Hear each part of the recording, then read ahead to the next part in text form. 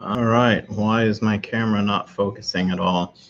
Oh, because the window's too bright. Let's do this. All right. So just real quick.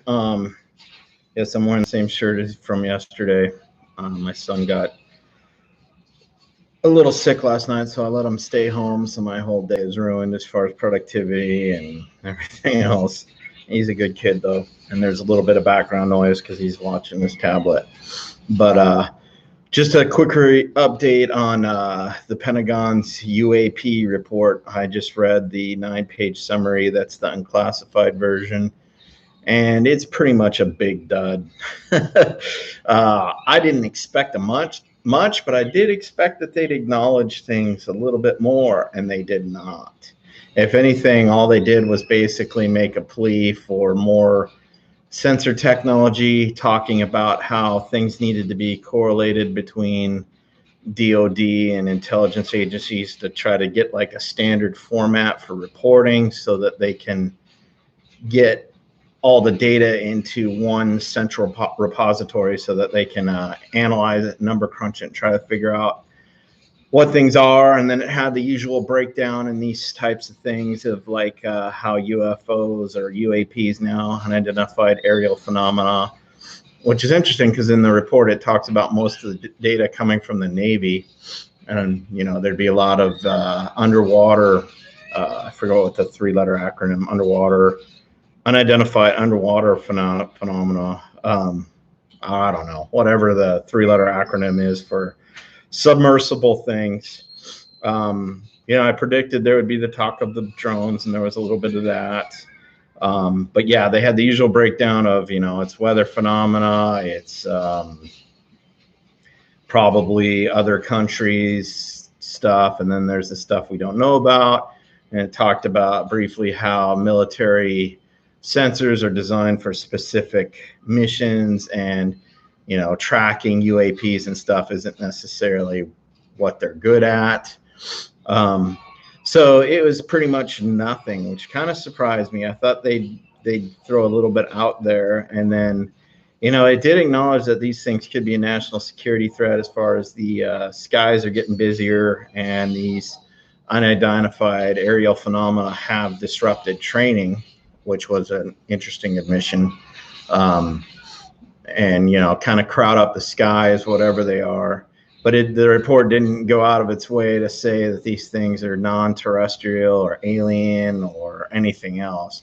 I thought there might be just a little breadcrumb of a hint that they're non-physical objects, but the report actually kind of made it go out of its way in the little 9-page brief summary there with bullet points, that they're probably physical, whatever they are, which I thought was interesting because the previous researchers from the 60s and 70s that were involved with Project Blue Book and, the Condon UFO report, and then later broke off and kind of said, what, we reported this for the government, but in reality, we saw a bunch of this and we think it's something else.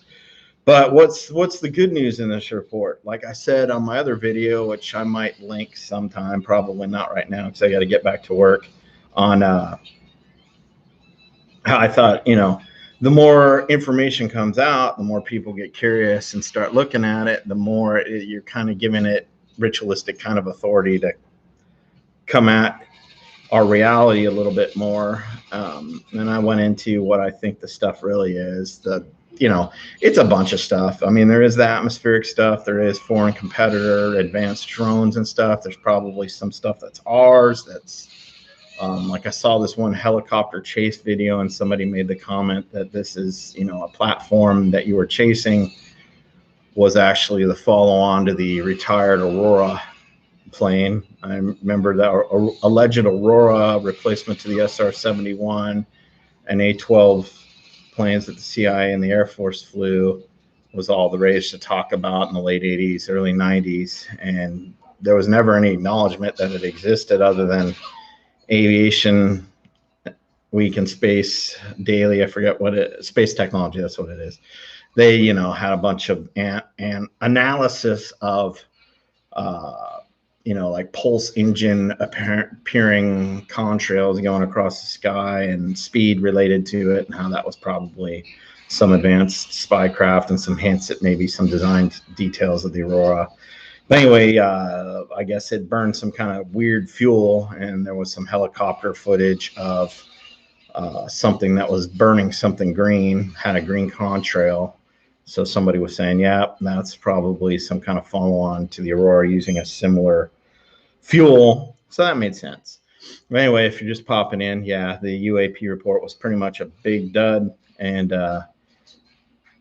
pretty much hinted they were physical objects, that they didn't know what they were, that they needed some more funding to have more sensors and stuff to try to track down what these things are, and didn't hint that they were extraterrestrial aliens or anything. That it was just kind of this, you know, we're seeing this stuff. It's probably physical. We don't know if it's an adversary with a breakthrough technology, but that's possible. And pretty much left it at that. So like I was saying at the beginning, you know, it was even less than I thought it would be. But again, that's a good thing because it keeps people's curiosity hopefully subdued. And earlier in this stream, I indicated why that's a good thing. And it also, you know, all the people looking for alien saviors and all this stuff, they're going to be highly disappointed with this report because it doesn't even come close to going there.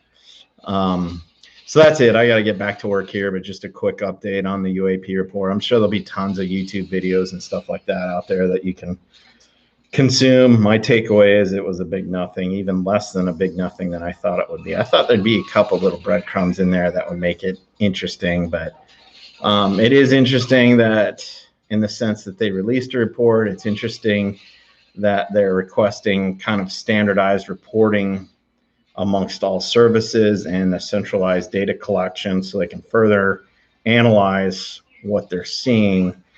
But as far as offering tidbits to what it is, you know, and speculation, there's just none of it. At least in the 9-page summary, that's unclassified.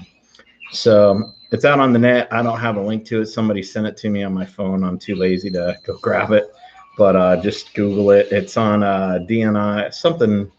Oh, you'll find it. But yeah, big nothing.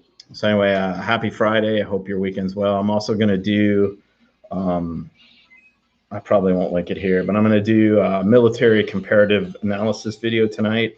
Something I've been wanting to do for a while, where I talk about the proper way to compare militaries now that we're in a multipolar world, and how, you know, simplistic comparisons of military power doesn't really work, and the problems that the U.S. faces going forward with all its global commitments to essentially be the world police, and not having really the backing to pull that off unless we make some dramatic changes right now.